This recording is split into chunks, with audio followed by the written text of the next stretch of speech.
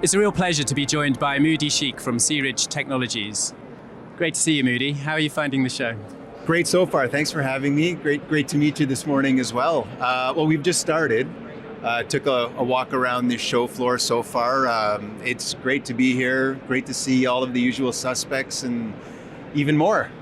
Perhaps for our viewers, could you tell us a little bit more about Searidge Technologies and what you do? Absolutely, yeah. So Searidge is a digital tower provider. So we started out in the remote tower space 17 years ago. We were one of the early pioneers. We've evolved into more the digital tower space.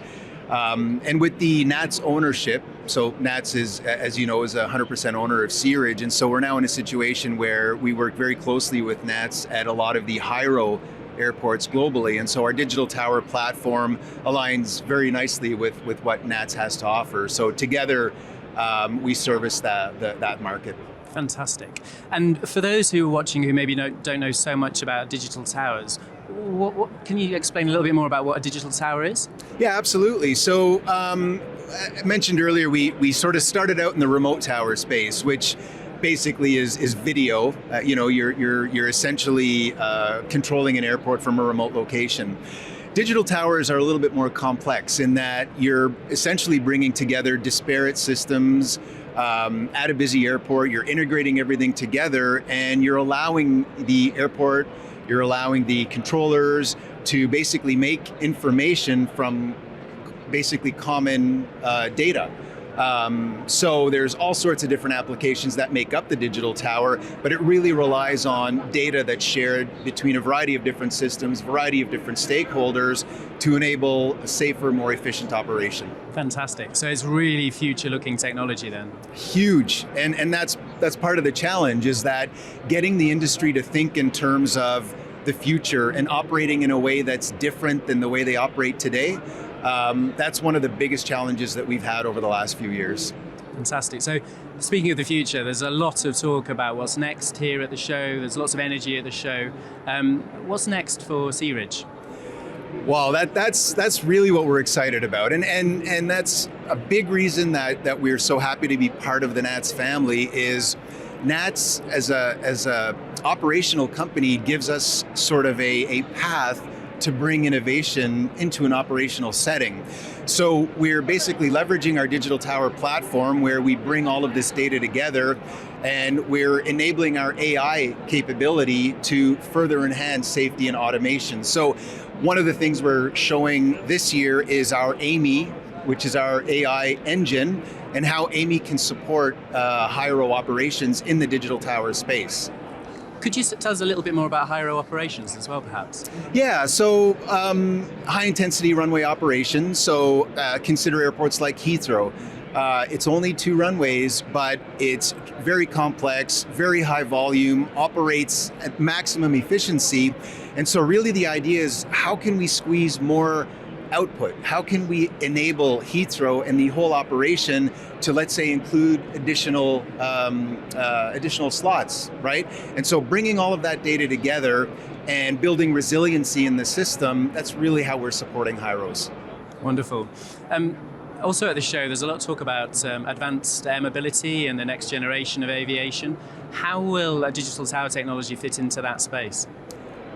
I think it's a little bit of the other way around, where those technologies actually fit into the digital tower.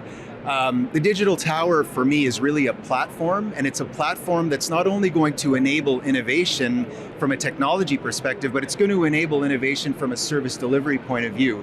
And so I like to think of it in terms of technology-enabled service, right? And so we use the digital tower as that convergence, that converging point, and from there I think we can enable a lot of different service offerings, including UTM.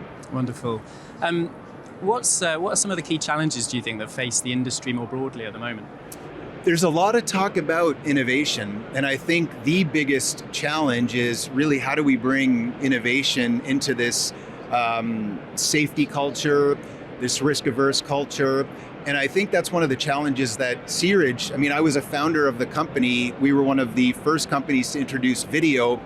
And there was always this sort of chicken and egg where, there's innovation, and then you've sort of got to, operationally they really want it, and then you build the innovation, but then they can't use it, and so then you add the regulation on top of that, and it's how do you balance all of that? So as a commercial entity, we can't out innovate the market, but identifying what that balance is by far the biggest challenge. And again, that's why we're so excited to be working so closely with NATS, is we think that gives us an avenue to innovate more than most of our competitors anyway. Sustainability is another key issue at the moment facing the industry more generally. How do digital tower technologies fit into that? Well, I mentioned earlier about efficiency, so obviously safety is our number one goal, but I think with the digital tower, it's already a safe system, and I think with digital towers and bringing in all of those systems, leveraging the same data, efficiency is probably the first thing that we're really going to help build. So whether it's building capacity in the system or the already existing operation, making that more efficient, I think the idea of bringing together data in a common digital tower platform will enable efficiency. And what does the show look like for you? Who will you be talking to? Which of the suppliers are you going to see? We've got a full couple of days, so we're really excited about that. We're paying special attention to again HYROs, but how does air traffic and the airport operator work together in a HYRO setting? We're placing a lot of emphasis there because we think that air traffic control in a tower environment and airports and frankly airlines can be doing a lot more together, and we ought to push the industry more towards that convergence rather than sort of the siloed operation, which is what we're continuing to see. So we're paying special attention to those situations where we can have multiple stakeholders that we can support. Okay. And talking of convergence, how does the world of UTM affect digital towers and the integration of drone technologies? Are you looking at anything specific there? We're, from an integration standpoint, yes. We're certainly not building anything ourselves. We are, from an AI perspective, Amy, our AI platform, we are ingesting data and we're doing some analysis work. We're integrating with UTM providers, but we're not more from as part of the ecosystem that we want to support, not something that we'll be developing on our own, let's say. Great stuff. Moodie, thank you very much for that. It was absolutely brilliant. Oh, thanks for having me. Really appreciate it.